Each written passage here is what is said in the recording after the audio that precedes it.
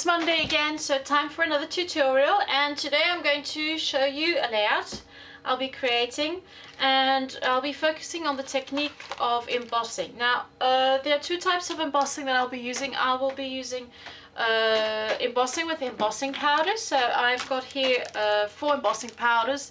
These are all from American Crafts, the Zing line. I've got some white embossing powder. All of these are an opaque finish, but you can also get ones with metallic finish or glitter finish, so they're really versatile. So we've got white, we've got aqua, grapefruit and cricket. Okay. So I'll be using those.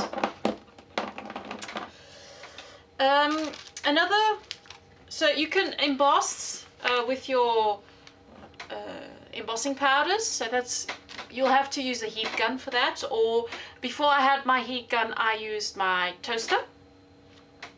So the second way of embossing is dry embossing, and if you want to dry emboss, you can use a die cut machine like the Cuttlebug or the Big Shot. Okay, and you've got these embossing folders, and all you have to do is place your paper into your embossing folder and just let it go through the machine.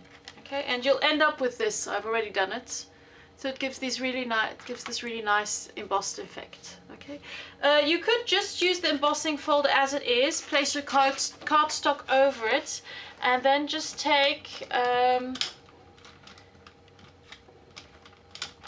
for example this little tool I use for rub-ons. You could just rub over.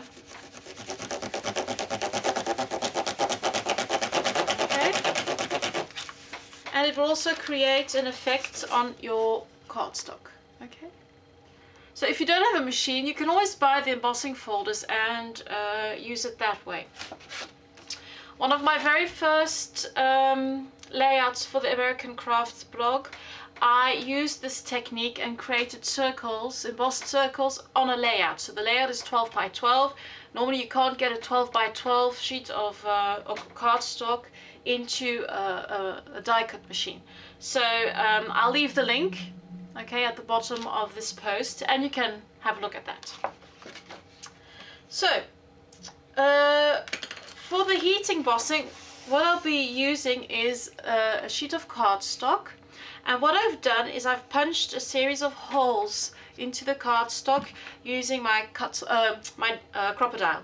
Okay, now I just folded the cardstock in two, punched a few holes, different sizes.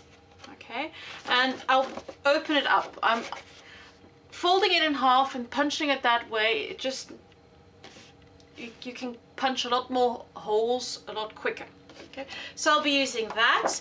I've also reclaimed, this is the leftover of a die cut I made. So this one I made using my Cameo, and I'll be using these little stars, and as you can see I've already used them for a masking effect with paint. Okay. The other supplies I'm using, I've got some flares from the Garden Cafe line from American Crafts. I've also just taken out some Remarks stickers, so these are from the Amy Tangerine sketchbook line. I've also got some cardstock die cuts, also from the sketchbook collection, and this one is from the older Amy Tangerine line.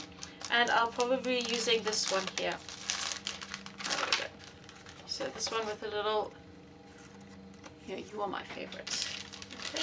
Now I've taken out loads of products. I don't know if I'll be using them all, but I much rather prefer taking them all out and not using all of them than to have to start looking for things while I'm creating.